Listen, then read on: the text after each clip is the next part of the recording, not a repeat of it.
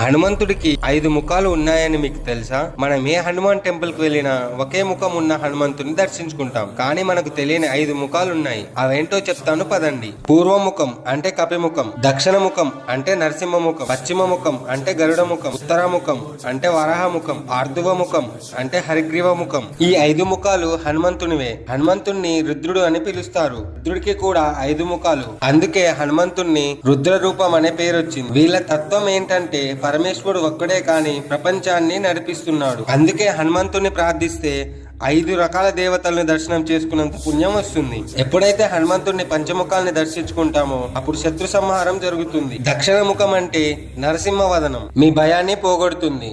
3వ వదనం గరుడ వదనం, ఆయనని ధ్యానిస్తే సర్వ విషములను పోగొడతాడు. దీనివల్ల ఆయుష్ కూడా పెరుగుతుంది. ఆ తర్వాత వచ్చేది ఏంటంటే వరాహ రూపం. వరాహ స్వామిని దర్శించుకుంటే అనేక పుణ్యాలు చేసినట్టు ఫలం వస్తుంది. హరిగ్రీవ రూపం